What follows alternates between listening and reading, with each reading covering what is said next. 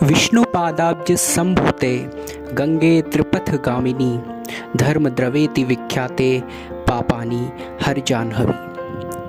अर्थात हे गंगा माँ, आप भगवान विष्णु के चरणों से उत्पन्न हुई हैं। आप तीनों लोकों में विचरण करने वाली हैं। धर्म द्रव्य से विख्यात हे गंगा महारानी, आप मेरे सभी पापों का हरण कीजिए। नमस्कार दोस्तों, YouTube चैनल जीवन मंथन में आपका स्वागत है। और आज हम बात कर रहे हैं गंगा माता की। गंगा माता देव नदी गंगा, जो कि भारत भूमि की जीवन धारा है, जिसको पुण्यदायिनी पापहारिणी बोला जाता है। पतित पावनी माँ गंगा गंगोत्री यानी कि उत्तर काशी के गोमुख से निकलती हैं। कहीं कहीं बद्रीनाथ के संतोषपक हिमानी क्षेत्र से भी उनका उद्गम बताया जाता है। वहीं इनको केदारनाथ से निकलने वाली भी कहा जाता है। कहीं कहीं इनको प्रयाग धाम से निकलने वाली भी कहा जाता है। पंचप्रयाग नाम से भी जो जगह प्रसिद्ध हैं वो इनके संबंधित ही हैं। क्या आप जानते हैं कि गंगा वास्तव में कहाँ से उद्गमित होती हैं? चलिए आज हम गंगा नदी के बारे में यही चर्चा करते हैं, उनकी भौगोलिक स्थिति को, ज्योग्राफिकल कंडीशन को समझते हैं। पिछले वीडियो में हमने माँ गंगा से रिलेटेड एक धार्मिक स्टोरी को सुना था, उनके धार्मिक महत्व को जाना। आज हम उनके भौगोलिक महत्व को जानेंगे और तत्पश्चात हम अगले वीडियो में गंगा माँ के साइंटिफिक महत्व को समझेंगे, यानी वैज्ञानिक वीडियो को हम देखेंगे। तो चलिए हम इस वीडियो में माँ गंगा के भौगोलिक उद्गम को हम समझते हैं। तो सबसे पहले देखिए, बद्रीनाथ के संतोषपक हिमानी क्षेत्र से विष्णु गंगा नदी का उद्गम होता है। थोड़ी ही दूर पर धौली गंगा भी निकलती है। वे दोनों नदियां जब आकर मिलती हैं तो उस क्षेत्र को विष्णु प्रयाग कहा जाता है। क्योंकि विष्णु गंगा और धौली गंगा में गहराई में समानता है, उन नदियों के क्षेत्र में, क्षेत्रफल में समानता है, उन नदियों के जल में समानता है। इसीलिए विष्णु गंगा थोड़ी सी ज़्यादा है और धौली गंगा थोड़ी कम है, लेकिन लगभग समानता है। इसीलिए जब दोनों नदियाँ मिलती हैं तो वे एक नया नाम धारण करती हैं, जिसका नाम है अलकनंदा। तो विष्णु प्रयाग से धौली गंगा और विष्णु गंगा जब मिलती हैं तो वह स्थान विष्णु प्रयाग कहलाता है और विष्णु प्रयाग से अलकनंदा नदी बहती है।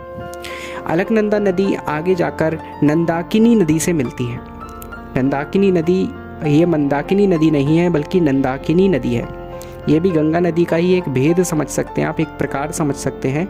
गंगा नदी के ही ये सारे नाम हैं। जो भी आगे आने वाली नदियाँ मिलती जाएंगी वो सब गंगा नदी के ही नाम हैं। तो देखिए, विष्णु गंगा और धौली गंगा जब मिली विष्णु प्रयाग क्षेत्र में तो वहाँ अलकनंदा नदी नाम से परिवर्तित हो गई।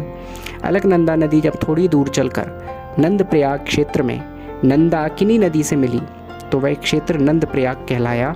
नंदाकिनी नदी अलकनंदा की समान विशालकाय नहीं थी, उनका क्षेत्र ज़्यादा नहीं था, उनका जल स्तर ज़्यादा नहीं था। इसीलिए नंदाकिनी नदी का नाम जो है अलकनंदा के साथ नहीं जुड़ा, बल्कि अलकनंदा के नाम से ही वह नदी आगे बढ़ी। कुछ आगे चलकर कर्णप्रयाग क्षेत्र में पिंडार नाम की नदी अलकनंदा में आकर मिली। पुनः पिंडार नदी का क्षेत्रफल और जल स्तर इतना अधिक नहीं था, इसलिए अलकनंदा के नाम से ही वह आगे बढ़ी। कुछ दूरी पर चलने पर रुद्रप्रयाग नाम का क्षेत्र है। रुद्रप्रयाग क्षेत्र में केदारनाथ नाम के स्थान से आने वाली मंदाकिनी नदी मिश्रित हो जाती है। केदारनाथ भगवान शिव का प्रसिद्ध तीर्थ स्थल है। केदारनाथ यानी भगवान शिव, शिव का एक नाम है रुद्र, इसलिए मंदाकिनी नदी जब आकर अलकनंदा से मिलती है तो वह स्थान रुद्रप्रयाग कहलाता है। क्योंकि मंदाकिनी का भी जल स्तर अलकनंदा से कम है, इसलिए यह नदी अलकनंदा के नाम से ही आगे बढ़ती है। अलकनंदा के नाम से आगे बढ़ती हुई नदी जब देवप्रयाग क्षेत्र में पहुंचती है तो उत्तर काशी नाम के स्थान से, जहां पर गंगोत्री है, गोमुख नाम का स्थान है, वहां से गंगा नदी निकलती है, जिसको भागीरथी के नाम से जाना जाता है। वहाँ से निकलने वाली भागीरथी नदी जब आगे बढ़ती है तो उसमें भिलांगना नाम की नदी आकर मिल जाती है। भिलांगना नदी का हम ऐसे समझ सकते हैं कि भील की पुत्री भिलांगना, ठीक है, ये भी गंगा नदी का ही एक रूप है। तो भिलांगना और भागीरथी दोनों आकर मिल जाती हैं। भागीरथी क्यों कहा गया? क्योंकि भगीरथ ने इनका उद्गम यहाँ से करवाया था। तो उत्तर काशी यानी कि गंगोत्री गोमुख से जब भागीरथी नदी निकलती है, भगीरथ की द्वारा बुलाई गई भागीरथी नदी जब निकलती हैं तो भिलांगना से वो मिलती हैं। भिलांगना टिहरी बांध जिस जगह पर है वहाँ भिलांगना और भागीरथी नदी मिलती हैं। भागीरथी भिलांगना को अपने में समेट कर फिर आगे बढ़ती है, क्योंकि भिलांगना एक छोटी नदी है भागीरथी के तुलना में, तो भागीरथी नाम से ही वो नदी आगे बढ़ती है। और जब भागीरथी देव प्रयाग तक पहुंचती है तो ऊपर से आ रही अलकनंदा नदी के साथ वो मिश्रित होती है। यहाँ पर भागीरथी का आकार, भागीरथी का जल स्तर और क्षेत्रफल और अलकनंदा नदी का क्षेत्रफल जल स्तर लगभग समान है। तो इस कारण दोनों नदी जब आपस में मिलती हैं तो किसी एक नाम से आगे नहीं बढ़ती, बल्कि दोनों नदियाँ विलीन होकर एक नए नाम के साथ आगे बढ़ती हैं और नया नाम होता है गंगा। इस प्रकार गंगा नदी जो है कई नदियों का मिश्रण है। गंगा नदी जो नाम पड़ा है वो अकेले एक का नाम नहीं है, बल्कि सारा मिक्स होने के बाद सबका नाम जो है मिश्रित नाम गंगा है। इसमें देखिए कितनी नदियाँ मिली हुई हैं। सबसे पहले विष्णु गंगा और धौली गंगा, उनमें मिली है नंदाकिनी नदी, फिर पिंडार नदी, फिर मंदाकिनी नदी, फिर भागीरथी और भिलांगना साथ में मिलकर अलकनंदा नदी जो कहलाई ये नदी इसमें आकर मिली है, और फिर ये अंत में गंगा नदी के नाम से जानी गई। तो इस प्रकार देखिए ये आपके सामने पूरा भौगोलिक चित्र है, इससे आप इसको अच्छे से समझ सकते हैं और जान सकते हैं कि किस प्रकार कहाँ कौन कौन सी नदियाँ आकर मिल रही हैं। देखिए यहाँ पर पंच प्रयाग क्षेत्र हमने देखे, पहले विष्णु गंगा और धौली गंगा जहाँ पर मिल रही हैं उस क्षेत्र को विष्णु प्रयाग नाम से जाना गया। प्रयाग शब्द का अर्थ है मिलन स्थल। देखिए प्रयाग वही है जो मिलन स्थल है नदियों का। तो पंच प्रयाग का अर्थ यही है कि जहाँ जहाँ गंगा नदी जो है किसी दूसरी नदी के साथ मिली तो वो स्थान प्रयाग कहलाता चला गया। सबसे पहला प्रयाग है विष्णु प्रयाग, जहाँ पर विष्णु गंगा और धौली गंगा मिली, तो विष्णु गंगा के नाम पर इस क्षेत्र का नाम पड़ गया विष्णु प्रयाग। आगे जाने पर नंदाकिनी नदी यहाँ पर मिली है अलकनंदा के साथ, तो अलकनंदा के साथ जब नंदाकिनी नदी मिली है तो इस क्षेत्र का नाम पड़ गया नंद प्रयाग, नंदाकिनी नदी के नाम पर। फिर यहाँ पर अभी कहलाई एक ही जा रही है, अलकनंदा नाम से ही आगे बढ़ रही है नदी, क्योंकि जब विष्णु गंगा और धौली गंगा मिली थी तो ये दोनों अलकनंदा के नाम से पहचानी गई, दोनों मिलने के बाद, ठीक है, नई नदी का नाम पड़ गया। और अलकनंदा जब आगे बढ़ रही है नंद प्रयाग में नंदाकिनी नदी से मिल रही है तो फिर ये तब भी अलकनंदा नाम से ही आगे बढ़ रही है। कुछ आगे जाकर ये कर्ण प्रयाग में पिंडार नदी से मिल रही है, तब भी ये अलकनंदा के नाम से ही बढ़ रही है। तो 3 प्रयाग ये हो गए, विष्णु प्रयाग, नंद प्रयाग और कर्ण प्रयाग। कुछ आगे चलकर रुद्र प्रयाग है। रुद्र प्रयाग का नाम रुद्र प्रयाग इसलिए पड़ा है क्योंकि केदारनाथ से मंदाकिनी नदी आ रही है और वो अलकनंदा में मिल रही है, तो केदारनाथ रुद्र का स्थल है, इसलिए इस क्षेत्र का नाम पड़ रहा है रुद्र प्रयाग। कुछ आगे जाकर यहाँ पर भागीरथी यानी कि देव नदी मिल रही है। देव नदी भागीरथी को बोला जाता है क्योंकि देवताओं की नदी है, तो देव नदी यही ओरिजिनल गंगा है, यही भागीरथी है जिसको भगीरथ लेकर आए धरती पर। तो भागीरथी नदी यहाँ पर जो है अलकनंदा के साथ मिल रही है, और अलकनंदा के साथ मिलने पर जो भागीरथी नदी अलकनंदा के साथ जब मिली तो यह स्थान देव प्रयाग कहलाया, क्योंकि यहाँ पर देव नदी भागीरथी अलकनंदा से मिल रही है, तो देव शब्द के कारण ये स्थान देव प्रयाग कहलाया। इस प्रकार से ये 5 प्रयाग जो हैं इनको पंच प्रयाग नाम से जाना जाता है। शास्त्रों में जो हम कथा पढ़ते हैं कि भगवान विष्णु के चरण कमलों से गंगा नदी की उत्पत्ति हुई, तो गंगा नदी जो भगवान विष्णु के चरण कमलों से उत्पन्न होकर धरती पर आई वह तो अलकनंदा कहलाई, आकाश गंगा कहलाई, जो कि बद्रीनाथ से निकल रही है, क्योंकि बद्रीनाथ भगवान विष्णु का स्थान है। दूसरी जो भागीरथ ने धरती पर बुलाई ब्रह्मा के कमंडलू से, वो नदी उत्तरकाशी गंगोत्री स्थान से निकली है गोमुख से, वो भागीरथी नदी कहलाई। तो अलकनंदा और भागीरथी, एक तो विष्णु गंगा शुरुआत में जो आपको दिख रही है विष्णु गंगा, तो विष्णु गंगा वो नदी है जो भगवान विष्णु के चरण कमल से निकली हुई है, जो भगवान ने अपने चरणों से जब वामन रूप धारण किया था तो उनके ब्रह्मांड कटाह के अग्रभाग में छेद हो गया था, इस ब्रह्मांड के ऊपरी भाग में छेद हो गया। तो ब्रह्मांड से बाहर से आने वाली जो नदी थी विरजा नदी, जब वो ब्रह्मांड के छेद विवर से ब्रह्मांड के अंदर प्रवेश की, उस छेद में से होती हुई, क्योंकि भगवान के नाखून से छेद हो गया था, तो जब वो प्रवेश की तो विष्णु गंगा कहलाई, क्योंकि भगवान विष्णु के वामन अवतार द्वारा ही उसका उद्गम हुआ इस ब्रह्मांड के अंदर, तो वो विष्णु गंगा कहलाई। और जब भगवान विष्णु का चरण कमल ब्रह्मा जी के लोक में पहुंचा तो ब्रह्मा जी ने उस चरण को धोया, जब वामन अवतार में तीनों लोगों को नाप रहे थे तो पहले तो ब्रह्मांड के उस कटाह को, ब्रह्मांड के उस आवरण को छेद हो गया उसमें भगवान के नाखून से, तो वहाँ से विष्णु गंगा आई। और जब वही चरण भगवान विष्णु का ब्रह्मा जी के लोक में पहुँचा तो वहाँ ब्रह्मा जी ने उस चरण को धो लिया, इसलिए वो धौली गंगा कहलाई, भगवान विष्णु के चरण धोने के कारण। तो ये जो है विष्णु गंगा और धौली गंगा, ये दो नदियाँ जो हैं विष्णु गंगा और धौली गंगा, ये इस प्रकार से निकली और जब ये मिली तो ये अलकनंदा कहलाई। तो ये कहने का मतलब है कि भगवान विष्णु के चरणों से जो उत्पन्न हुई हैं दोनों, विष्णु गंगा और धौली गंगा, वो दोनों नदी अलकनंदा कहलाती है। और केदारनाथ से जो मंदाकिनी नदी निकल रही है वो शिव जी की जटाओं से निकल रही है।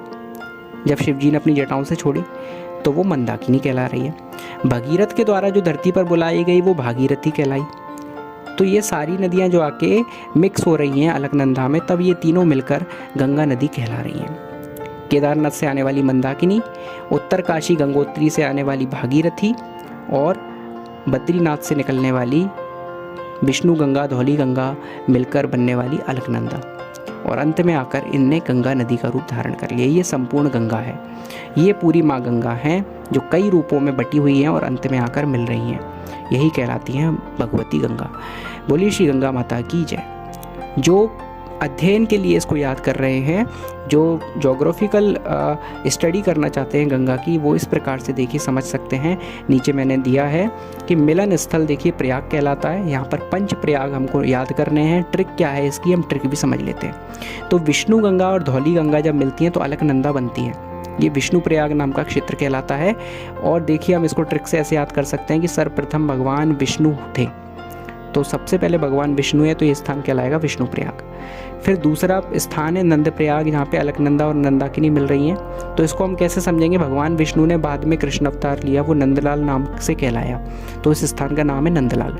इसके बाद तीसरा क्षेत्र है अलकनंदा और पिंडार नदी जहाँ पर मिल रही है, वो है कर्ण प्रयाग। तो इसको हम ऐसे समझ सकते हैं कि कृष्ण भगवान का फिर कर्ण भेदन संस्कार हुआ कान छेदने का, तो ये स्थान कहलाया कर्ण प्रयाग। इसके बाद हम समझ सकते हैं कि अलकनंदा और मंदाकिनी नदी जब मिली हैं रुद्रप्रयाग में, तो केदारनाथ का स्थान होने से वो रुद्रप्रयाग कहला रहा है। लेकिन इस ट्रिक में देखें तो कृष्ण भगवान के द्वारा हम आगे बढ़ रहे हैं, तो कृष्ण भगवान ने जब रुद्राक्ष धारण किया तो वो रुद्रप्रयाग कहलाया। आगे बढ़ते हैं पांचवी ट्रिक पर। तो अलकनंदा और भागीरथी जब मिल रही हैं तो गंगा कहला रही है, और ये स्थान है देवप्रयाग।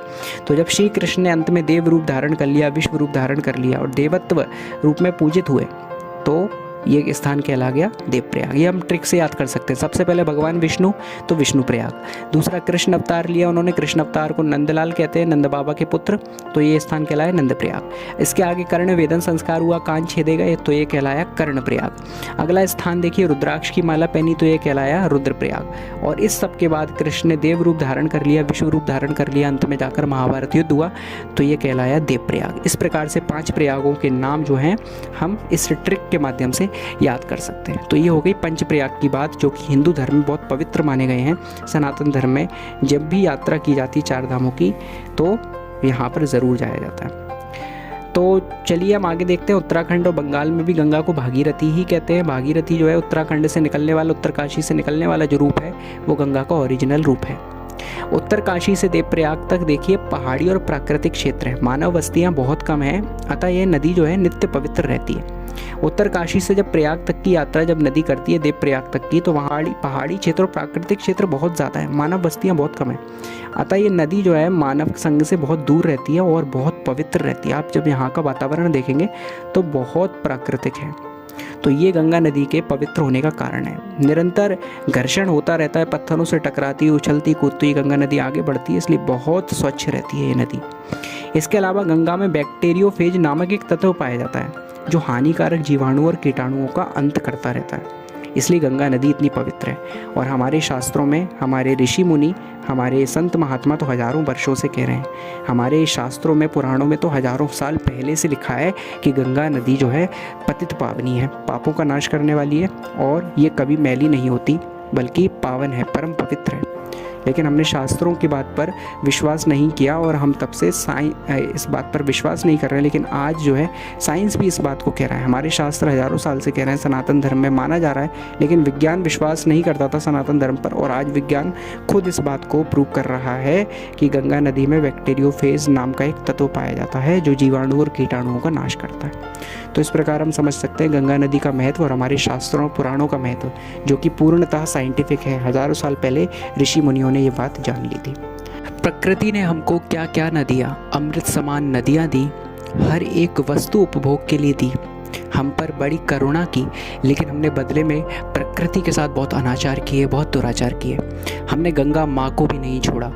इतनी स्वच्छता देने वाली पतित पावनी, हम लोगों को पवित्र करने वाली माँ गंगा में हमने बहुत गंदगी विसर्जित की, उनको अस्वच्छ बनाकर रख दिया। वो तो ये लॉकडाउन का अच्छा परिणाम ये हुआ कि कोरोना काल में माँ गंगा को स्वयं को प्यूरिफाई करने का एक बहुत बड़ा अवसर मिला। लेकिन पुनः अब हम फिर इस प्रकृति के साथ खिलवाड़ कर रहे हैं और माँ गंगा को प्रदूषित कर रहे हैं।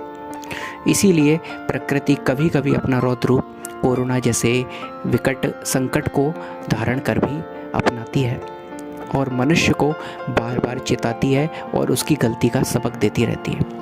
यदि हम नहीं समझे और हमने प्रकृति पर अनाचार अत्याचार करना नहीं छोड़े, प्रदूषण फैलाना बंद नहीं किया, तो प्रकृति एक दिन अपने इससे भी अधिक विकराल स्वरूप में उपस्थित होकर हमारे सामने होगी।